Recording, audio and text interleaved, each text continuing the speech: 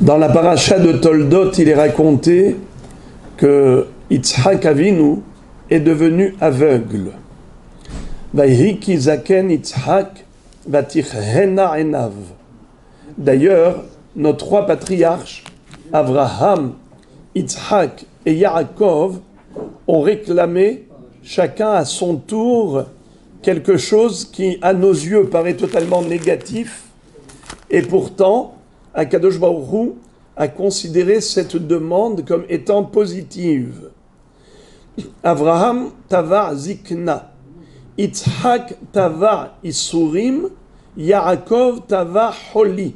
C'est-à-dire, Abraham a demandé à Dieu les signes de vieillesse. Il a dit à Akadosh Baruch Hu, Yitzhak me ressemble énormément. Et les Toledot Yitzhak ben Abraham, Abraham holid et Yitzhak. Tout le monde disait, mais c'est incroyable. Le père et le fils, on aurait dit deux jumeaux. Ils se ressemblent de manière identique. À l'époque, il n'y avait pas de signe de vieillesse. Automatiquement, les deux paraissaient tout à fait identiques. Abraham Avinu va dire à Akadosh Baruch Hu, les gens ne savent pas respecter la vieillesse. On le sait qu'avec l'âge, on devient sage. Avec l'expérience de la vie, on devient plus intelligent. Alors les gens ne savent pas qui demander conseil, aux jeunes ou aux vieux. Ils ne savent pas qui est jeune, qui est vieux. Akshbaruch Hu, donne-moi des signes de vieillesse. Alors Akshbaruch Hu dit à Avraham Avinu, tu as demandé quelque chose de bien, tu seras le premier vieillard de l'histoire. Ve Avraham Zaken ba bayamim. Le premier Zaken, c'est Avraham. Avraham Zaken. Yitzhak Avinu va dire à Kadosh Baruch Hu, maître du monde, une personne n'est pas infaillible, l'erreur est humaine. Et donc on a tous des chefs d'accusation, des infractions, volontairement ou involontairement. On arrive ensuite au Olam Haba, chargé de toutes sortes de condamnations, c'est grave. Alors mieux vaut subir des souffrances dans ce monde pour avoir une expiation. Purger sa peine ici-bas. Baruch Hu lui dit, tu as demandé quelque chose de bien. Je commencerai par toi. Vayhi zaken Yitzhak, vatichhena enav merot. La première personne de laquelle il est dit qu'elle a souffert de cécité, eh bien, c'est Yitzhak qui est devenu aveugle. Yaakov Avinu va dire à Kadosh Baruch Hu, les gens meurent subitement. C'est-à-dire un homme pouvait marcher dans la rue, il éternuait une seule fois dans sa vie pour rendre l'âme. Alors, à Kadosh Baruch Hu, l'homme ne se prépare pas, il ne prépare pas sa famille, des testaments, faire teshuva, avant de mourir. Alors, Hachem envoie la maladie avant de quitter ce monde. Je vous dis à Yaakov, tu as demandé quelque chose de bien. On va commencer par toi. C'est écrit, Vayugad le Yosef, hine avicha chole. On a dit à Yosef, voilà ton père est malade. Voici ton père est malade. Et il est venu lui rendre visite. Hine avicha chole. Le premier chole dans la Torah, c'est Yosef. C'est Yaakov. Yaakov. Yosef a été lui rendre visite. Mais Yaakov qui a demandé la maladie, il est tombé malade. Le père de Yosef. Alors, c'est extraordinaire que les gens cherchent à rajeunir et eux ont cherché justement le contraire. Pourquoi ? Parce qu'ils avaient un regard sur la vie qui était le vrai, le juste, le bon. De comprendre que la vie dans ce bas monde n'est que préparatoire et on est là pour se préparer à la vie éternelle et pas uniquement la vie provisoire.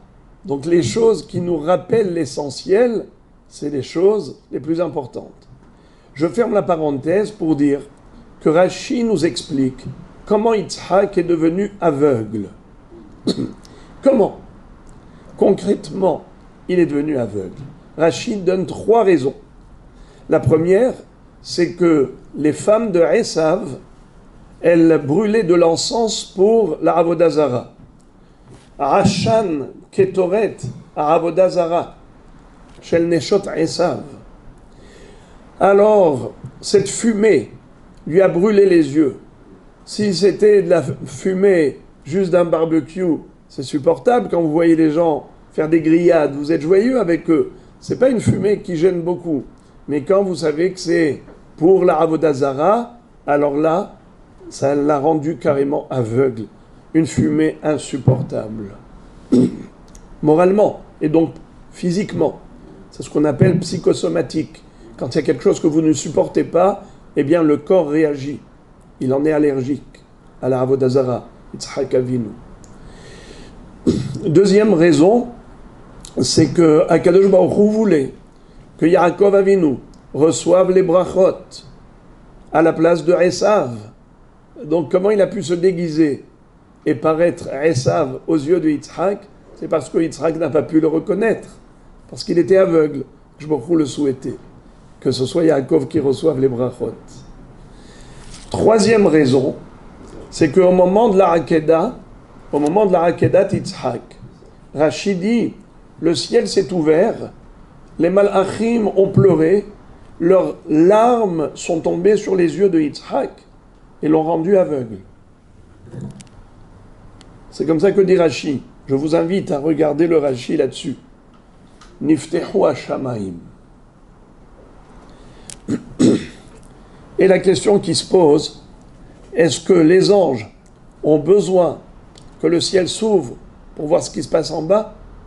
Les anges voient même sans l'ouverture du ciel. Qu'est-ce que ça veut dire le ciel s'est ouvert? Ils ont pleuré. Et donc, c'est comme ça qu'il est devenu aveugle. Parce que ses larmes sont tombées sur ses yeux. Alors j'ai vu un très joli pirouche.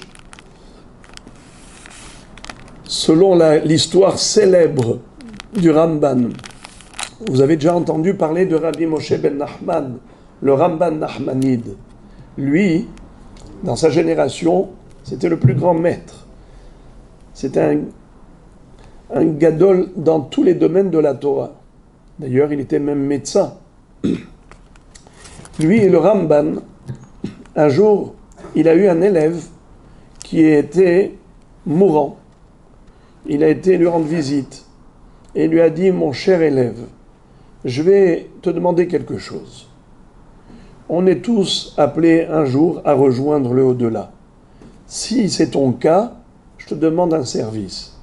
Voilà, je vais te donner un kamiyah, une amulette avec une prière dessus, pour que là-haut dans le ciel, on trouve les portes du Gan Eden.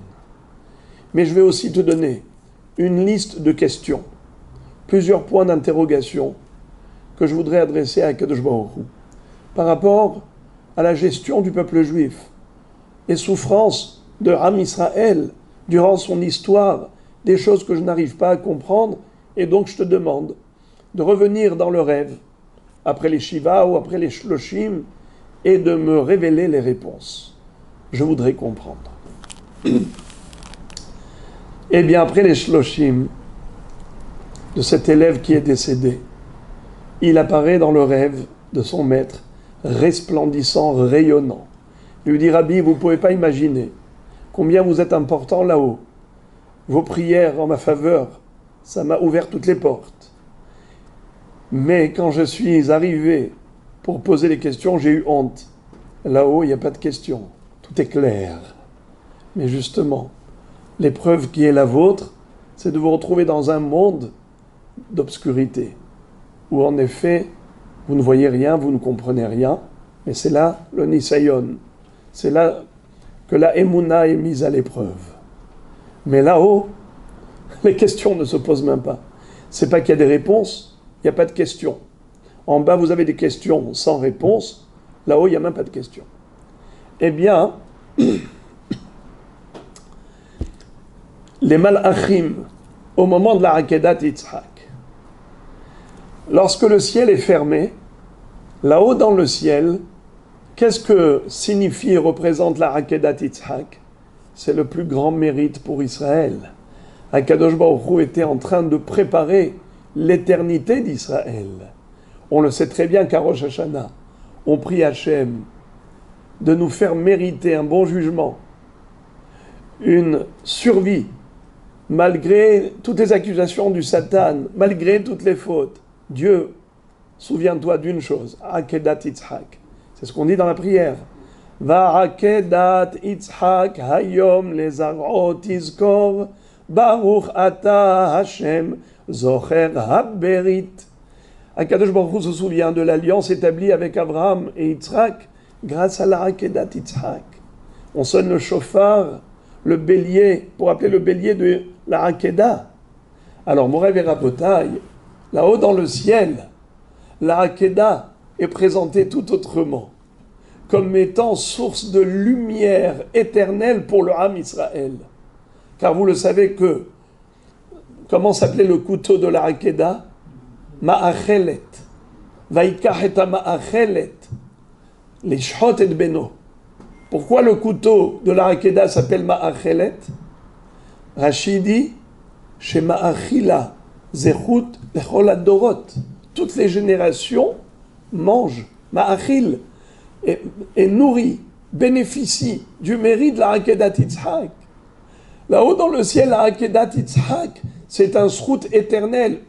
Le Gaon de Vilna nous dit que ce n'est pas que dans ce monde qu'on bénéficie de la Akedah, même dans l'autre, pour l'éternité. Ici, ce qu'on a dans ce bas monde de la Akedah, c'est que les 2 jours de voyage avant la Akedah, pour arriver au Har HaMoriah. Bayom HaShelishi Vaïssa Avram et Enav Vayar. Pendant 2 jours, ils voyagent. Le 3e jour, ils arrivent au mont Moria. Yehayenu miyomaim. Ou Bayom HaShelishi Yekimenu Venichye Lefanav. Le Passouk dit, Dieu il nous fait vivre ici que miyomaim, des 2 jours de préparation à la Akedah. Ou Bayom HaShelishi. Mais ce qui s'est passé, Bayom HaShelishi, le 3e jour, la Akedah elle-même, Yekimenu Venichye Lefanav. Dieu nous réserve la récompense de la Akedah elle-même pour après la résurrection des morts. Ça, c'est pour l'éternité. Alors, ça, c'est la Akedah là-haut dans le ciel. Mais lorsque le ciel s'est ouvert et que les Malachim ont regardé ce qui se passait dans ce bas monde, alors on voit un père qui a ligoté son fils et qui a pris le couteau. Une situation pareille ne peut pas laisser insensible, même pas les anges dans le ciel. Ils pleurent. Malachim bochim bashamayim. Aïn bemar bocha. Nachon? Comme on chante dans Akedat Yitzhak, Et sha'arei ratzon. Et sha'arei ratzon. Et là-bas, on parle du fait que les Malachim dans le ciel, on dit à Kadosh Baruch Hu, s'il te plaît, faut pas qu'il manque Shelish Uraim, la 3e lumière, Abraham, Yitzhak et Yaakov. Shelish Uraim, c'est Yitzhak, mais parce qu'ils ont vu le scénario d'en bas, car le ciel s'est ouvert. Mais quand le ciel était fermé, la Akedat Yitzhak, comment elle est perçue là-haut? Autrement. Donc Rabotai, c'est la vision dans ce monde, la vision dans l'autre monde. La vision terrestre, elle est triste. La vision céleste, elle est joyeuse. C'est pour cela que, quand est-ce qu'ils ont pleuré? Que lorsque le ciel s'est ouvert et qu'ils ont vu le scénario d'en bas. Mais lorsque le ciel était fermé et qu'ils ont vu que l'émanation de la Akedah, ce que cette Akedah est en train de produire comme mérite pour le Ham Israël, il n'y a aucune raison de pleurer. Au contraire, la Akedah, c'est la chose la plus joyeuse. C'est la chose qui a apporté au Ham Israël son éternité. Finalement, c'était une épreuve juste pour tester l'amour d'Abraham et de Yitzhak envers Hachem. Alors, c'est comme ça qu'on comprend pourquoi il est devenu aveugle par les larmes des anges. Les anges n'ont pleuré que lorsqu'ils ont eu une vision terrestre. D'ailleurs, vous le savez, que quand les anges descendent ici, eh bien, désormais, ils ont des tendances naturelles comme des humains.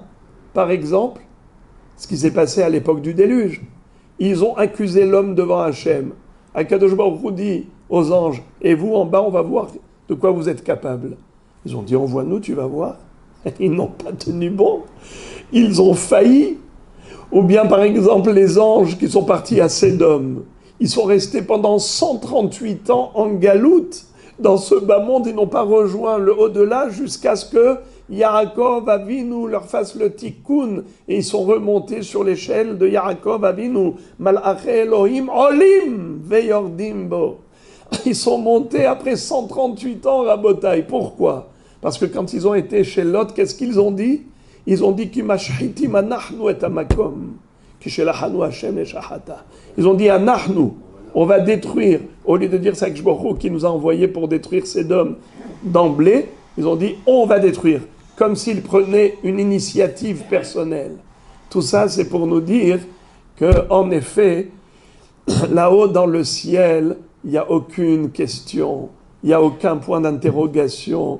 La émouna dont nous faisons preuve, nous, ici, c'est parce que notre regard est limité, restreint, parce qu'on ne peut pas comprendre, on ne peut pas pénétrer les plans divins, on ne peut pas percer tout le programme de l'histoire du monde qui doit durer 6 millénaires.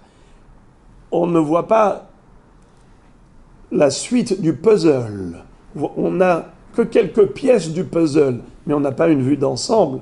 Alors, comme on a dit, avec Emouna, il n'y a pas de question, même si sans Emouna, il n'y a pas de réponse, mais Baruch Hashem, Am Israël, est habité d'une grande Emouna qui lui permet de surmonter toutes les épreuves, comprenant qu'il ne peut pas comprendre, et que la vision d'Akadosh Baruch Hu est une vision uniquement positive. Maintenant, il y a un nouveau chant, un chant qui est très célèbre depuis quelques semaines. Ki Hashem Yitbarach Tamid Ohev Oti Ve'yeh li rak tov Ve'od yoter tov Ve'od yoter tov Ve'od yoter tov Ve'od yoter tov. Akadosh Baruch Hu même, c'est comme ça que chacun doit ressentir. Akadosh Baruch Hu nous aime un amour infini, et donc de tout ce qu'il décide ne peut sortir que le bien.